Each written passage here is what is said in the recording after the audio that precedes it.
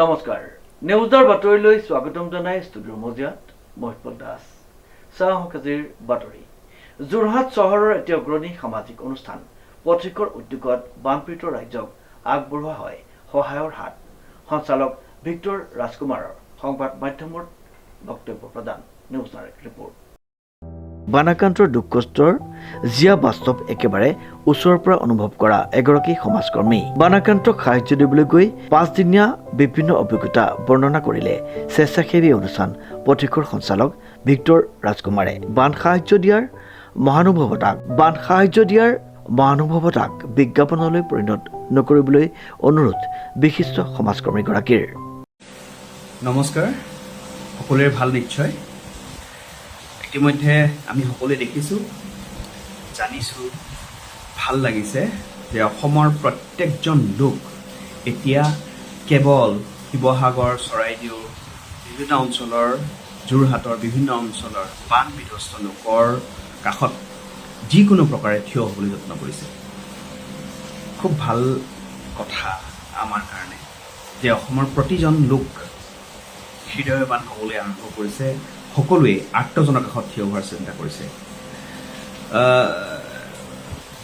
খুব ভাল লক্ষণ। আৰু তাৰ কাৰণে যিসকলে চৰকাৰে কৰিছে বা নকৰিছে এই লৈ কোনেও ৰৈ থকা নাই, নিজেই নিজৰ সামৰ্থ্য অনুযায়ী বিভিন্ন অনুষ্ঠান প্ৰতিষ্ঠানেই হওক বা ব্যক্তিগত লোকেই হওক আগবাঢ়িছে সাহায্যৰ কাৰণে। অসমৰ কাৰণে খুব ভাল আৰু ডাঙৰ কথা। আমি পথিকে বিগত 5 দিন ধৰি তাত আছিলোঁ, দুৰ্গতজনৰ কাষত থাকিবলৈ যত্ন কৰিলোঁ। 5 দিন বিভিন্ন অঞ্চলত, ডিমৌৰ পৰা একেবাৰে জাজিলৈ, জাজিৰ পৰা চন্তক, ডিব্ৰুগড়, বিভিন্ন অঞ্চল, নামবিলাক ক'বলৈ ভাষা নাই, মোৰ মুখলৈ অহা নাই, কাৰণ কোনখন ঠাইৰ কথা ক'ম, প্ৰত্যেকখন ঠাই বিধ্বস্ত। গতিকে তেনেকুৱা সময়ত আমি প্ৰত্যেকজনে যে ওলাই আহিছোঁ, চবেই যে ওলাই আহিছে, খুব ডাঙৰ কথা। আৰু সেইকাৰণে ধন্যবাদ আৰু কৃতজ্ঞ সকলোলৈ, অসমবাসীৰ। আমাৰ পথিকৰ মুক্তিপথ প্ৰায় 8 দিন ধৰি তাতেই আছে। যি মৃতদেহ ওলাই আছে প্ৰত্যেক দিনাই, সেই মৃতদেহৰ যাতায়ত হওক বা সৎকাৰৰ কাৰণেই হওক, বিনামূলীয়া কাৰ্যসূচীৰে নাজিৰা থানাত ৰখা হৈছে আমাৰ মুক্তিপথ। তাৰ পৰাই আমাৰ মুক্তিপথ ঘূৰি আছে বিভিন্ন কাৰ্যসূচীত মৃতদেহৰ সৎকাৰৰ বা যাতায়াতৰ। মই এতিয়া ক'বলগীয়া কথাটো সেইটো নহয়, মই কোৱা কথাটো অকণমান বেলেগ। এই যে আমি এই সাহায্য দিবলৈ গৈছোঁ, কেতিয়াবা কোনোবা ফটো দেখি বা ভিডিঅ' দেখি এনেকুৱা লাগে সাহায্যটো যেন এটা উৎসৱলৈ পৰিণত হৈছে। মই এটাই অনুৰোধ কৰিছোঁ, সেই দুৰ্গতসকলৰ কাষত থিয় হোৱাটো আপোনালোকৰ মহানতা, বহুত ডাঙৰ কথা।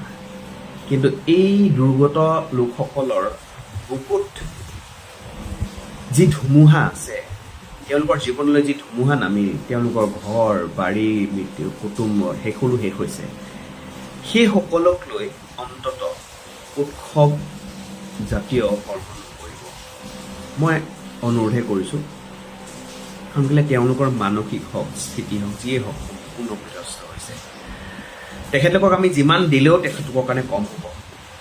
এজন লোকৰ এটা সম্পূৰ্ণ ঘৰ নাইকিয়া হৈছে, কাৰোবাৰ আটাইতকৈ আপোনজন নাইকিয়া হৈ গুচি গৈছে, সম্পূৰ্ণ বাৰী বিধ্বস্ত হৈছে, কাৰোবাৰ ঘৰটো আছে ভিতৰত টিঙলৈকে পলস। গতিকে এনে স্থলত আমি তেওঁলোকৰ কাষত থিয় হ'বলৈ গৈছোঁ, বহুত ডাঙৰ কাম। আপোনালোকে থিয় হ'ব গৈছে, আপোনালোকৰ মহানতা। কিন্তু ই যাতে উৎসৱলৈ পৰিণত নহওক। শুনিছোঁ কিছুমান কথা, দেখিছোঁ, আমাৰ কিছুমান কথা শুনিবলৈ পাইছোঁ কাৰণে কথাটো ক'বলৈ মন গ'ল। কাৰণ তেওঁলোকৰ দুখৰ অৱস্থিতি আমি অনুমান লৈ নিজে অনুভৱ কৰিব নোৱাৰোঁ, কেতিয়াও নোৱাৰোঁ, আমি যেতিয়ালৈকে ভুক্তভোগী নহওঁ। আমি ৰিলিফ দিবলৈ গৈছোঁ, আমি নাৱত গৈছোঁ, দিছোঁ, তেওঁলোকৰ কাষত বুজিবলৈ চেষ্টা কৰিছোঁ। আমাৰ সিমানেই কাম। তেওঁলোকৰ বুকুত সোমাই পেলাই আমি নোৱাৰিম মানে জানিবলৈ তেওঁলোকৰ দুখটো কি, কিমান দুখ, কিমান যন্ত্ৰণাত তেওঁলোক আছে। পৰহি নসুটিৰ পিছফালে এটা অঞ্চললৈ গৈছিলোঁ। 3জন খেতিয়ক পালোঁ, বহুতকেইজন খেতিয়কে পালোঁ। 3জনৰ লগত কথা পাতিলোঁ। প্ৰথমজনৰ কথা শুনি বাকীসকলৰ কথা মই হৃদয়ংগম কৰিবলৈ মানে নোৱাৰিলোৱে, মানে ইমানেই অদ্ভুত তেওঁলোকৰ যন্ত্ৰণা। কিন্তু তেওঁলোকৰ মুখত বা চকুত সেই যন্ত্ৰণাটো, বিধ্বস্ত যন্ত্ৰণাটো তেওঁ মানে হজম কৰি ল'লে। কি কৰিব? তেওঁ ক'লে, মোৰ 11টা বলদ গৰু আছিলে, বান্ধি থোৱা আছিলে গোহালিত। 2জনী গাই আছিলে, 2টা পোৱালি আছিলে, 5টা ছাগলী আছিলে। গোটেইখিনি ফুটি গুচি গ'ল। আমি মাত্ৰ বচাবলৈ যত্ন কৰিবলৈ সুবিধা নাপালোঁ। আমাৰ নিজৰ ল'ৰা ছোৱালী আছিলে, নিজৰ পৰিবাৰ আছিলে, তেওঁলোকক বচাম নে আমি গৰু ছাগলী বচাম? ওলাই অহাৰ পাছত পানীটো যেতিয়া নামিলে, তেতিয়া আমি ঘূৰি যেতিয়া গ'লোগৈ, একো নেদেখিলোঁ। মাত্ৰ কাৰোবাৰ ঠেং এটা ওলমি আছে, ওপৰলৈ ওলাই আছে, কাৰোবাৰ মূৰ এটা ওলমি আছে, কাৰোবাৰ শিং এটা ওলমি আছে। ওচৰলৈ গৈছোঁ, গোন্ধ এতিয়া। প্ৰত্যেক দিনা ৰাতিপুৱা এবাৰ যাওঁ, গধূলি এবাৰ যাওঁ, একো কৰিব নোৱাৰোঁ, উলিয়াই আনিব নোৱাৰোঁ। কাৰণ এনেকুৱাকৈ পিটনিত পোত খাইছে, মানে কলহত পোত খাইছে, উলিয়াই আনিবলৈ কোনো সুবিধা নাই।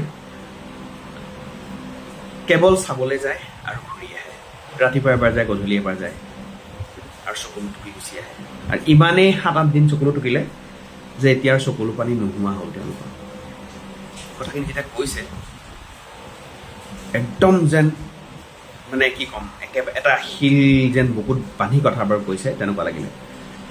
যন্ত্ৰণাটো তেওঁ কিন্তু উলিয়াব বিচৰা একদম মানে কেজুৱেল টাইপৰ কৈছে যেন, নাই গ'ল আৰু মোৰ শেষ কৰিলোঁ আৰু এইবিলাক আৰু নহ'ব আৰু নতুনকৈ আৰম্ভ কৰিব লাগিব, এনেকুৱা ধৰণৰ যেন তেনেকুৱা মনত আছে, এটা শক্তি এটা যত্ন কৰিছে গোটাবলৈ। গতিকে তেনে সময়ত যদি আমি এইটো উৎসৱলৈ পৰিৱৰ্তন কৰোঁ, বৰ বেলেগ ধৰণৰ কথা এটা হ'বগৈ। সেইকাৰণে কথা এটা ক'বলৈ মন গ'ল। এতিয়া যদি আমি পাৰোঁ, তেখেতলোকক সংস্থাপন দিব নোৱাৰিলেও অন্ততঃ ৰিহেবিলিটেশ্যন বা তেওঁলোকে থকাৰ ব্যৱস্থাটো কৰিব যদি পাৰোঁ, সেইটো চিন্তা কৰিব লাগে। তেওঁলোকৰ ল'ৰা ছোৱালী আছে, কিতাপ পত্ৰটো শেষ হৈ গ'ল। গতিকে পাৰিলে কিতাপ পত্ৰ বা তেনেকুৱা ধৰণৰ বস্তু আমি দিব পাৰিলে ভাল। বা তেওঁলোকক ঘৰুৱা যিটো আচবাব, বাচনেই হওক বা বৰ্তনেই হওক বা তেনেকুৱা ধৰণৰ যদি আমি কৰিব পাৰোঁ, সেইখিনি আমি চিন্তা কৰি চাব পাৰোঁ। বিশেষকৈ তেওঁলোকৰ বজাটো, খেৰৰ ঘৰত বাঁহৰ ঘৰত থকা লোক, গতিকে কিমান কণ হ'ব, গতিকে পাৰিলে সেইটো চেষ্টা কৰিব পাৰোঁ। তেনেকুৱা ধৰণৰ আমি চিন্তা কৰি পেলাই তেওঁলোকৰ কাষত থিয় হ'ব পাৰোঁ। কিন্তু মই আকৌ এবাৰ কৰজোৰে অনুৰোধ কৰিছোঁ, এই সাহাৰ্যটো কেতিয়াও উৎসৱলৈ পৰিৱৰ্তন নকৰিব, অন্যথা তেওঁলোকে বৰ কষ্ট পাব। আমি গৈ তেওঁলোকৰ কাষলৈ থিয় হৈছোঁ, ভিডিঅ' বনাইছোঁ, কিবা কৰিছোঁ, ভাল কথা। কাৰণ আমি যদি কিবা এটা কৰিছোঁ, নিজে ভিডিঅ' বনাই নিজৰ লগত ৰাখিছোঁ, ভাল কৰিছোঁ, ভাল লাগিছে, ঠিক আছে। কিন্তু এইটো যাতে উৎসৱলৈ পৰিণত নহয়, এডভাৰটাইজিং যাতে নহয়, বিজ্ঞাপন যাতে নহয়। বহুতক কৰা দেখিছোঁ, বেয়া লাগিছে। অকল যেন বিজ্ঞাপনৰ কাৰণেহে তেওঁলোক গৈছে, তেনেকুৱাও বহুত কথা দেখিবলৈ পাইছোঁ, শুনিবলৈ পাইছোঁ। বানৰ আক্ৰান্ত লোকেই তেনেকুৱা কথা আমাক কোৱা আমি শুনিছোঁ, সেইকাৰণেহে এইখিনি কথা ক'ব। গতিকে কথা সিমানেই। আপোনালোক ওলাই আহিছে, আপোনালোকৰ মহানতা এইটো। আপোনালোকে কেতিয়াও নকৰা কাম এটা আপোনালোকে কৰিছে, সুহৃদয়েৰে কৰিছে, আন্তৰিকতাৰে কৰিছে। সেইটো আন্তৰিকতা হিচাপে থাকক, আপোনালোকে আশীৰ্বাদ হিচাপে পাব। কিন্তু কেতিয়াও যাতে ই উৎসৱলৈ পৰিণত নহয়, সেইটো মন কৰিব। কথাখিনি শুনাৰ বাবে ধন্যবাদ। আমি পথিক সদায় আৰ্তজনৰ কাষত আছোঁ, থাকিম।